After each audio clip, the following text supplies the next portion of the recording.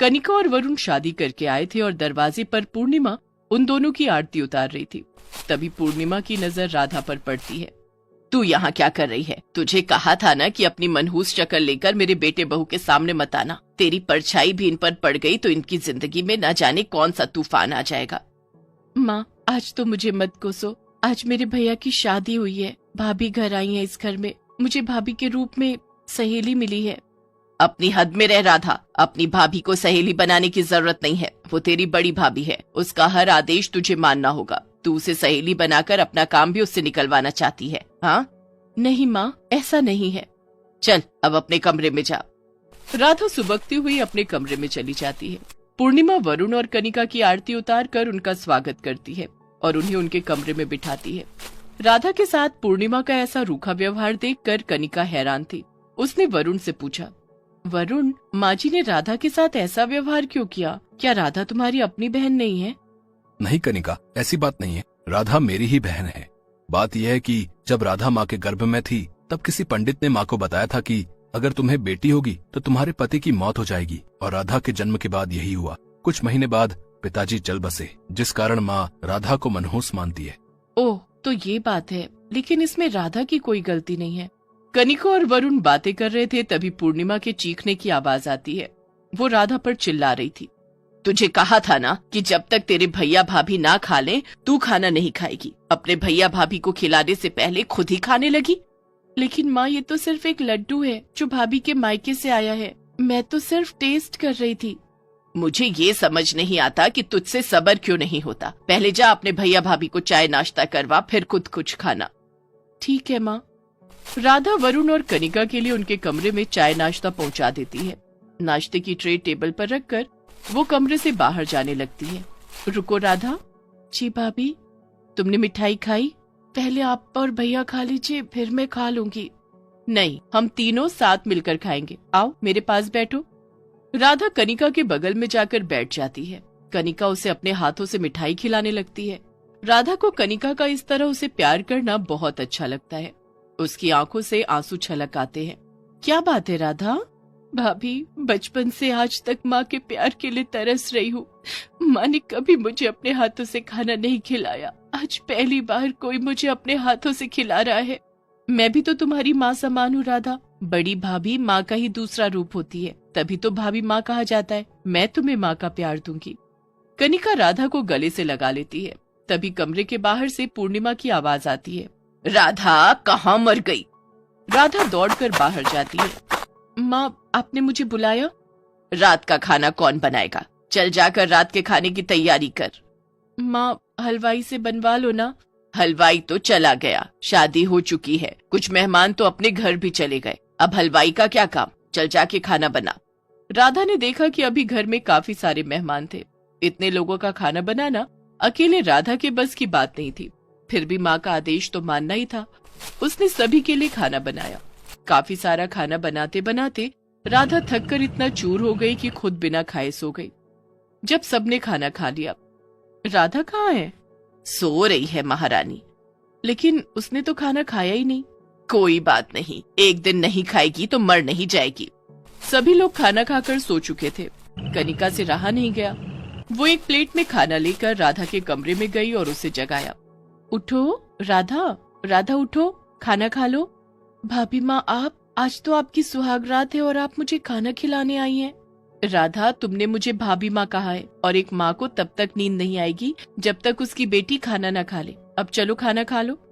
कनिका राधा को खाना खिलाती है, फिर उसे सुला देती है।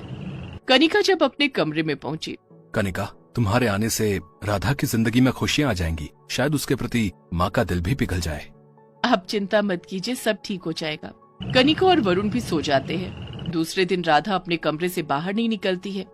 सुबह के 8 बज गए हैं, ये महारानी अभी तक सो रही है। पूर्णिमा राधा के कमरे में जाती है और उसे झकझोर कर उठाती है। वो देखती है कि राधा को तेज बुखार था, लेकिन वो फिर भी राधा को जगाकर घर का काम करने के लिए कहती है। घर में इतना काम पड़ा है और तू घोड़े बेचकर सो रही है। चल उठ, काम पर लग जा। माँ, मेरी तबीयत ठीक नहीं है, पूरे बदन में बहुत दर्द हो रहा है। ये सब काम ना करने के बहाने हैं। काम करेगी तो सारा दर्द ठीक हो जाएगा। अब जल्दी कमरे से बाहर आ जा। राधा कमरे से बाहर आती है और घर में झाड़ू लगाने लगती है। वो कनिका के कमरे में भी झाड़ू लगाने जाती है। राधा को देखकर कनिका ने कहा, अरे राधा, क्या बात है, तुम्हारी तबीयत ठीक नहीं है क्या? नहीं भाभी, मुझे बुखार हो गया है और माँ मुझसे घर के काम करवा रही है। उन्होंने मुझे दवाई तक नहीं दी। तुम ये झाड़ू छोड़ो और अपने कमरे में जाओ। लेकिन मैंने पूरे घर पे झाड़ू नहीं लगाई तो माँ मुझे बहुत डांटेगी। वो सब तुम मुझ पर छोड़ दो, तुम अपने कमरे में जाओ। ठीक है भाभी। राधा अपने कमरे में जाकर आराम करने लगती है। कनिका चाय और नाश्ता लेकर राधा के कमरे में आती है। ये लो राधा, नाश्ता कर लो और उसके बाद बुखार की दवाई खा लेना, इससे तुम्हें आराम मिल जाएगा। लेकिन फिर भी तुम्हारी तबीयत ठीक नहीं हो तो मुझे बताना, तुम्हारे भैया तुम्हें डॉक्टर के यहाँ ले जाएंगे। लेकिन भाभी, घर की सफाई अभी बाकी है। घर की सफाई मैं कर दूंगी। नहीं भाभी, अगर माँ ने देख लिया तो घर में कोहराम मचा देंगी। माँ जी अभी मंदिर गई हैं, उनके आने से पहले मैं घर की सफाई कर दूंगी, उन्हें कुछ पता नहीं चलेगा। थैंक यू भाभी। राधा चाय नाश्ता करके बुखार की दवाई खा लेती है।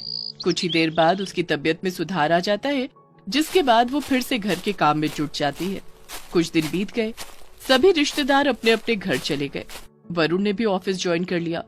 राधा भी कॉलेज जाने के लिए तैयार होने लगती है। कहाँ चल दी सुबह सुबह? माँ, मैं कॉलेज जा रही हूँ। शादी की वजह से मेरी बहुत सारी क्लासेस मिस हो गई हैं। मेरी परीक्षाएं नजदीक आ रही हैं। आज से तू कॉलेज नहीं जाएगी।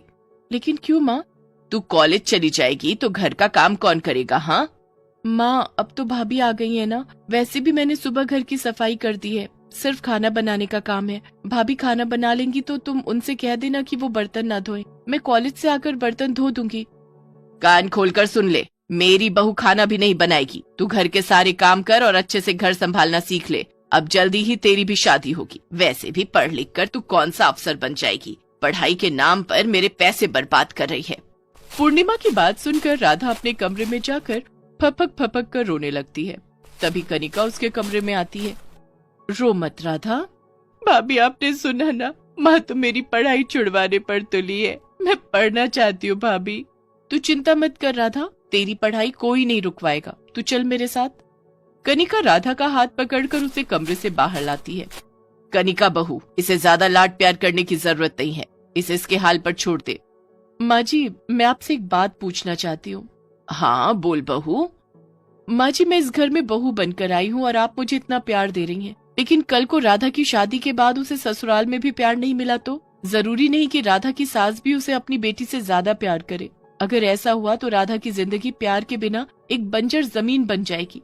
फिर राधा भी किसी को प्यार नहीं दे पाएगी। माँ जी, अगर राधा के जन्म के बाद पिताजी की मृत्यु हो गई तो इसमें राधा का क्या कसूर है? किसी साधु की बात को सच मानकर आपने अपनी बेटी को जिंदगी भर अपने प्यार से दूर रखा। कोई माँ अपनी ही संतान के साथ ऐसा कर सकती है क्या? ये मैंने कभी सपने में भी नहीं सोचा था। माँ, कनिका ठीक कह रही है। राधा को उसके हिस्से का प्यार मिलना ही चाहिए।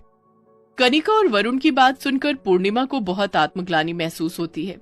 वो राधा को गले से लगाकर उससे माफी मांगती है। मुझे माफ कर दे मेरी बच्ची। जा, तू कॉलेज जा और खूब मन लगाकर पढ़ाई कर। अपने पिता का नाम रोशन कर। राधा पूर्णिमा के गले लगकर बहुत खुश होती है। वो कनिका को भी गले लगाती है। थैंक यू भाभी माँ, आज आपकी वजह से मुझे मेरी माँ मिल गई।